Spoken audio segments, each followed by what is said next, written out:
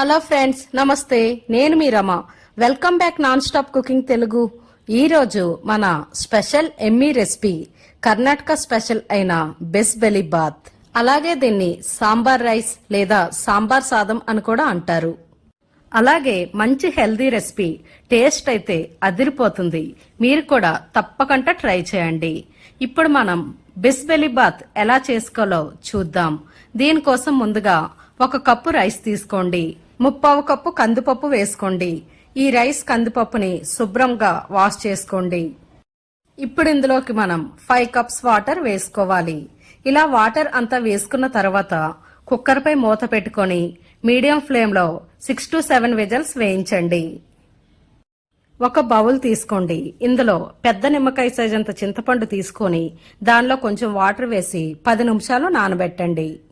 ఇప్పుడు దీని మసాలా ఎలా చేయాలో చూద్దాం. దీనికోసం 1 టేబుల్ స్పూన్ శనగపప్పు, 1 టేబుల్ స్పూన్ మినప్పప్పు, 2 టేబుల్ స్పూన్ ధనియాలు, అలాగే 1 టేబుల్ స్పూన్ జీలకర్ర, 1/2 టేబుల్ స్పూన్ మెంతులు వేసుకోండి. ఇక్కడ మాత్రం మీరు ఫ్లేమ్ ని లో ఫ్లేమ్ లో పెట్టుకొని మాత్రమే ఈ మసాలాని ఫ్రై చేసుకోవాలి. ఇలా ఈ మసాలా అనేది కొంచెం కలర్ చేంజ్ అయ్యే వరకు మనం ఫ్రై చేసుకోవాలి. ఇక్కడ మీరు మసాలా అనేది కొంచెం మాడినట్టయితే ఇక్కడ మనం చేసే బెసిబెలిబాత్ టేస్ట్ మొత్తం మారిపోతుంది. అలాగే ఇప్పుడు ఇందులో 1 టేబుల్ స్పూన్ నువ్వులు కూడా వేసుకోండి. ఎండుమిర్చి ఒక 6 నుంచి 7 వేసుకోండి. వీటిని కూడా ఇలా లో ఫ్లేమ్ లో పెట్టి బాగా ఫ్రై చేసుకోండి. ఇలా ఈ మసాలా అనేది లో ఫ్లేమ్ లో పెట్టి కొంచెం రంగు మారే వరకు బాగా ఫ్రై చేసుకోండి. ఇలా ఫ్రై అయిన తర్వాత ఇందులోకి మనం ఎండు కొబ్బరి పౌడర్ 2 స్పూన్లు వేసుకోవాలి. దీని ప్లేస్ లో మీరు ఎండు కొబ్బరి ముక్కలైనా వేసుకోవచ్చు. ఇలా వేసిన వెంటనే స్టవ్ ఆఫ్ చేసేయండి. ఈ హీట్ కి ఎండు కొబ్బరి పౌడర్ అనేది బాగా ఫ్రై అయిపోతుంది. ఇప్పుడు ఈ మసాలా అంతా బాగా చల్లారిన తర్వాత వీటిని మీరు మిక్సీ జార్ లో వేసుకోండి. ఇలా మిక్సీ జార్లో వేసుకొని ఫైన్ గా పౌడర్లా చేసుకోండి.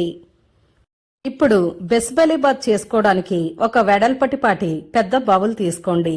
ఇందులో 2 నుంచి 3 టేబుల్ స్పూన్ల ఆయిల్ వేసుకోండి. ఆయిల్ కొంచెం హీట్ అయిన తర్వాత ఆవాలు 1 టేబుల్ స్పూన్ వేసుకోండి. అలాగే మీడియం సైజ్ ఆనియన్ ఇలా పొడుగ్గా కట్ చేసి ఒక 2 వేసుకోండి. ఇలా ఈ ఆనియన్ అనేది కొంచెం మీడియం ఫ్లేమ్ లో పెట్టుకొని బాగా ఫ్రై చేసుకోండి. ఇది ఇలా ఫ్రై అవుతుండగా ఇందులోకి మనం కరివేపాకు ఒక 2 రెమ్మలు వేసుకోండి. ఇలా వేసుకొని వీటిని కూడా బాగా కలుపుకోండి. అలాగే ఇందులో పచ్చిమిర్చి ఒక 5 పొడుగ్గా కట్ చేసి వేసుకోండి. టమాటా మీడియం సైజ్ ఒక 2, బంగాళదుంప 1 ఇలా ముక్కలుగా చేసి వేసుకోండి. క్యారెట్ 1, ములక్కడ 1, వంకాయ ఒక 2, అలాగే పచ్చి బఠానీ ఒక 1/2 కప్ వేసుకోండి. అలాగే ఇందులోకి మీకు నచ్చిన వెజిటేబుల్స్ వేసుకోవచ్చు.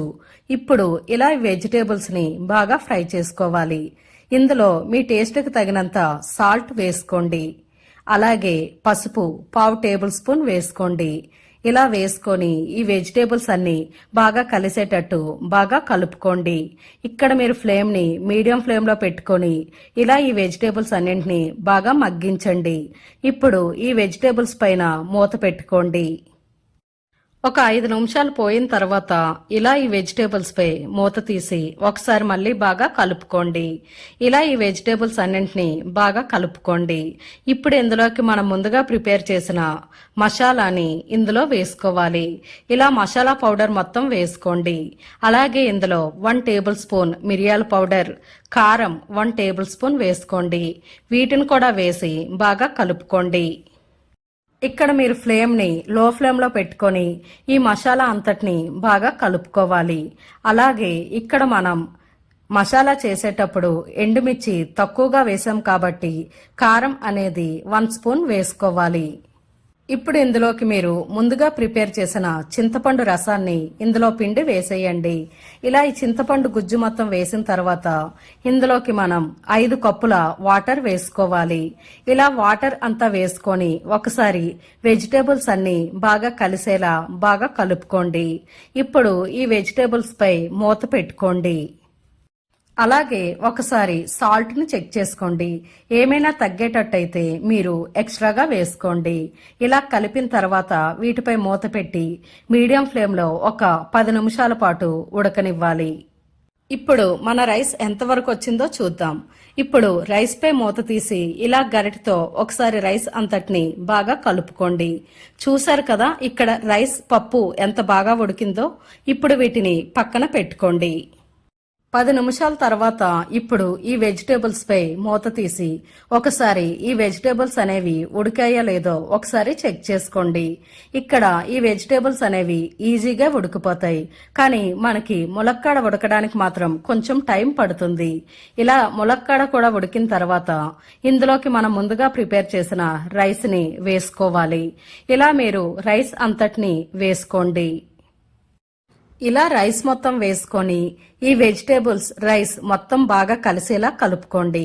ఇప్పుడు మీరు ఫ్లేమ్ ని లో ఫ్లేమ్ లో పెట్టుకొని ఈ రైస్ పై మూత పెట్టి ఒక 8 నుంచి 10 నిమిషాలు వదిలేయండి.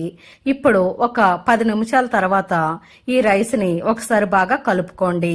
ఇప్పుడు ఇందులోకి నెయ్యిలో ఫ్రై చేసిన జీడిపప్పుని నెయ్యితో సహా వేసేసుకోండి. ఇలా వేసుకొని ఒకసారి కలిపేయండి. ఇక్కడ కన్సిస్టెంట్ ఇలా పల్చగా ఉండేటట్టే చూసుకోండి, ఎందుకంటే ఈ బిసిబెలిబాత్ చల్లారాక ఇంకా గట్టిగా అయిపోతుంది. కాబట్టి దీని కన్సిస్టెంట్ ఇలా పల్చగా ఉండేటప్పుడే స్టవ్ ఆఫ్ చేసేయండి.